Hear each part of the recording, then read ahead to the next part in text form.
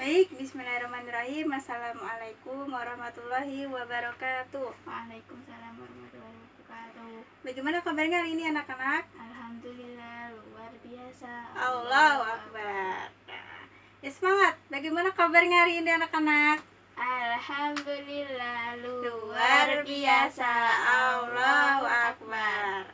Nah, sebelum kita mulai pelajaran pada pagi hari ini, marilah kita membaca doa sebelum belajar sama-sama terlebih dahulu. Berdoa mulai. Bismillahirrahmanirrahim. Raditu billahi robba wa bil islami dina wa bi muhammadin nabiyya wa rasula. Rabbi zidni ilma warzuqni fahma. Amin ya rabbal alamin. Baiklah, sebelum kita mulai pelajaran, Ibu akan membacakan absen terlebih dahulu. Bagi yang disebut namanya, silahkan mengacungkan tangan dan mengucapkan hadir. Paham? Nur Hayati, Hadir. Sali Sulfia Zahra, Hadir. Fatimatu Zahro. Hadir. Ya, lengkap ya. Tidak ada yang sakit, alhamdulillah. Nah, selanjutnya kita langsung saja. Karena ini kita memasuki awal semester genap. Jadi, coba buka bukunya bab pertama.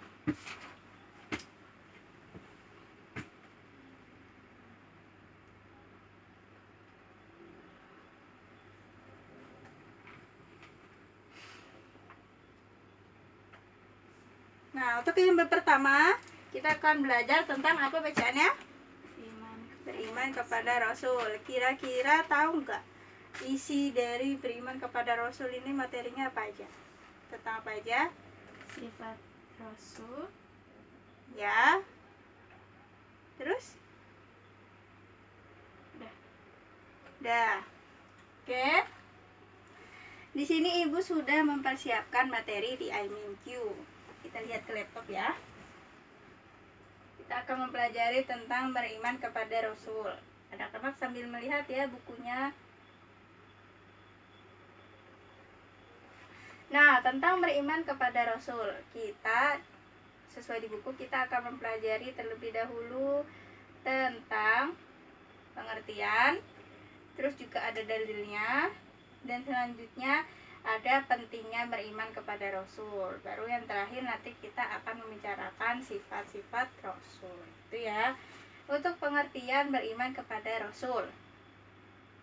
Ya, tolong perhatikan, dengarkan dengan baik.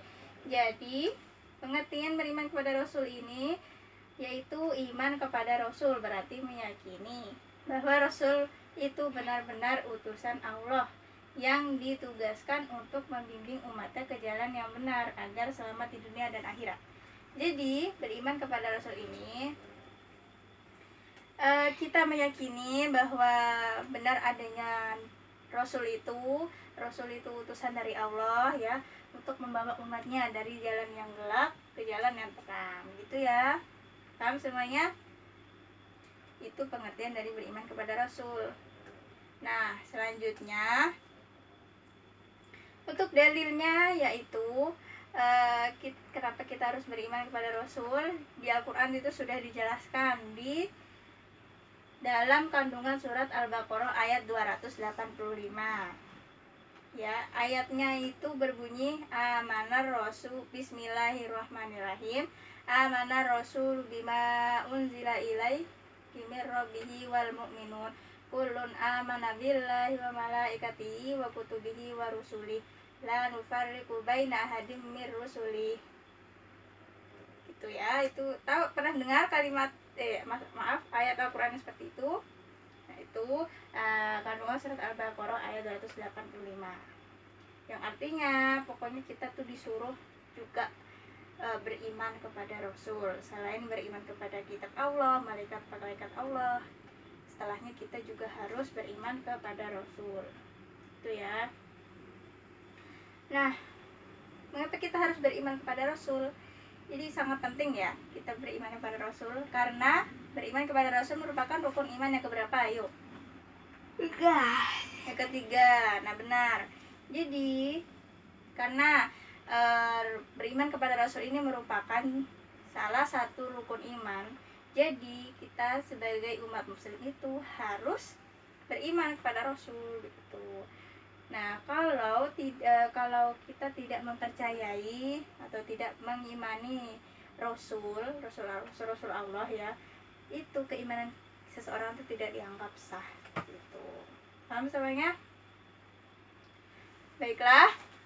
Coba di sini sekarang dicatat mind mapping dari yang sudah Ibu buat di sini. Kasih waktu 5 sampai 10 menit.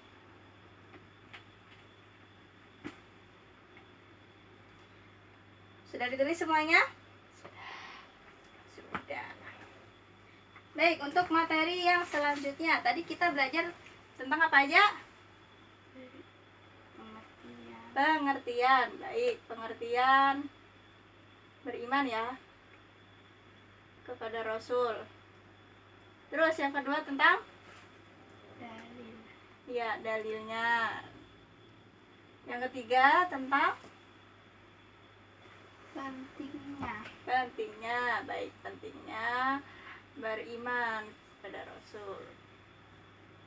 Untuk yang selanjutnya, nah, sebelum Ibu memberikan judul materi untuk selanjutnya nih, Ibu mau tanya ke anak-anak semua. Pernah dengar kata-kata amanah, tabligh, terus ada baladah, terus ada khidman? Ada yang pernah dengar? Ya, apa itu? Amanah, tabligh, baladah, khidman itu apa? Coba didiskusikan Rasul dengan teman-temannya. Nah, benar, sifat-sifat Rasul. Nah, coba sekarang Ibu beri waktu sekitar 3 sampai 5 menit ya. 3 sampai 5 menit untuk mendiskusikan dengan teman-teman di sebelahnya. Jadi, sifat-sifat Rasul itu apa saja macamnya, apa saja yang kalian ketahui jenisnya gitu ya. Ibu kasih waktu 3 sampai 5 menit.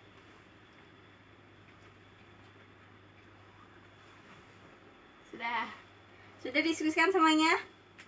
Nah, kira-kira coba Salis, ayo tadi berdiskusi dengan Fatimah. Apa saja sifat-sifat Rasul yang kalian ketahui? Sidik, amanah, tabligh, fatonah. Sidik, amanah, tabligh, fatonah. Sudah? Dah. Itu saja. Tepuk tangan untuk Salis dan Fatimah. Berarti benar ya. Sifat-sifat yang itu sifat-sifat wajib ya, lebih ke sifat wajib Rasul. Jadi untuk sub materi selanjutnya kita mempelajari tentang apa? Sifat Rasul. Sifat-sifat Rasul. Baik. Di sini coba kita lihat ke laptopnya. Itu sudah melihat.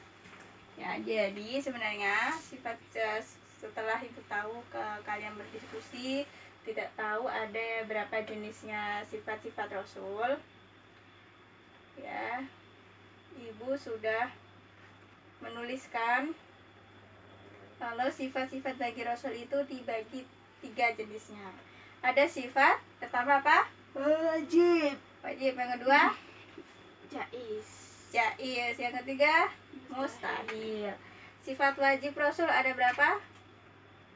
4. Tadi ya sudah disebut oleh Salis. Ya, ada 4. Yang pertama sidik, yang artinya Jujur. yang kedua Amanah. amanah, yang ketiga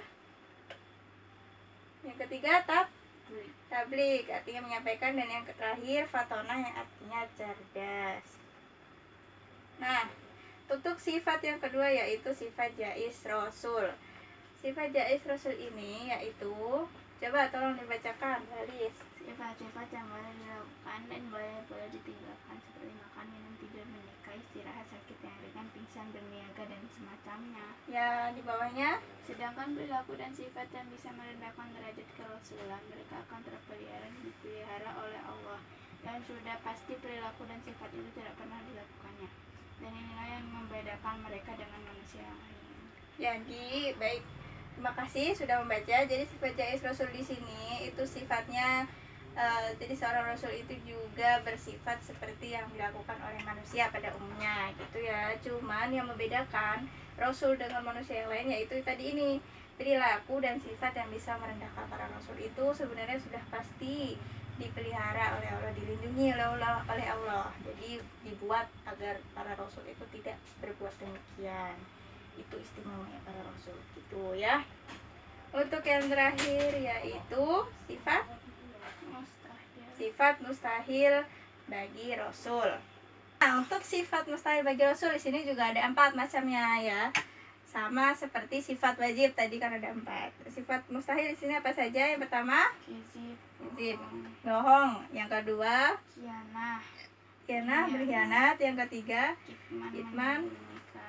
Nah, yang terakhir, balada atau bodoh. Jadi sudah jelas ya sifat mustahil Rasul. Jadi ini sifat-sifat buruk yang seperti ini, yang seperti ini sangat mustahil dilakukan oleh seorang Rasul gitu. Karena kan tadi sudah dijelaskan dari sifat jais bagi Rasul itu, dan sifat-sifat yang merendahkan seperti ini itu sudah dilindungi oleh Allah. Mustahil para Rasul itu untuk melakukannya. Paham sampai di sini? Nah, sekarang hasil diskusi yang tadi didiskusikan oleh teman-teman di sebelahnya, apakah sudah ditulis? Sudah ditulis ya, dalam bentuk peta konsep ya. Nah, untuk yang terakhir, di sini Ibu akan memberikan pertanyaan, evaluasi. Tolong ya, di sini Ibu nggak menunjuk, tapi maaf, di sini tidak rebutan jawaban, tapi Ibu akan menunjuk satu persatu. Baik. Untuk soal yang sifat-sifat Rasul. Coba Fatimah, apa arti dari amanah? Dipercaya. Apa? Dipercaya. Baik, benar, alhamdulillah. Tangan Fatimah.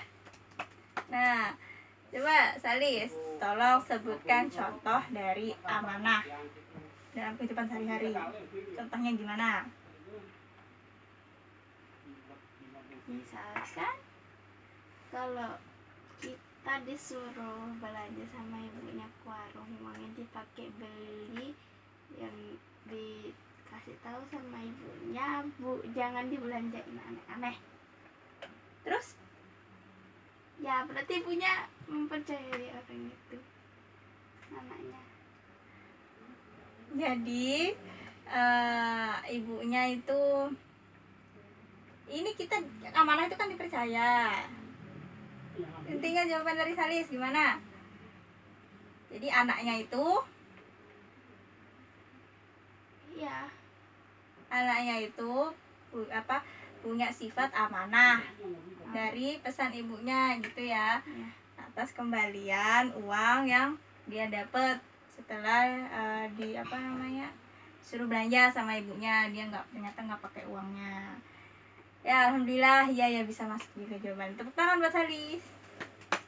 Nah, baik, mungkin cukup sekian pelajaran kita tentang apa? Anak? Beriman kepada Rasul. Nah, nanti setelah ini di rumah tetap dibaca lagi ya bab yang sudah kita pelajari, bab dan bab yang selanjutnya untuk dipersiapkan di pertemuan selanjutnya. Baik, terima kasih atas perhatiannya. Marilah kita baca doa setelah belajar. Bismillahirrahmanirrahim. Allahumma arinal haqqa haqqan wa arinal batila batila warzuqna ittinabah. Amin ya rabbal alamin. Terima kasih. Wassalamualaikum warahmatullahi wabarakatuh.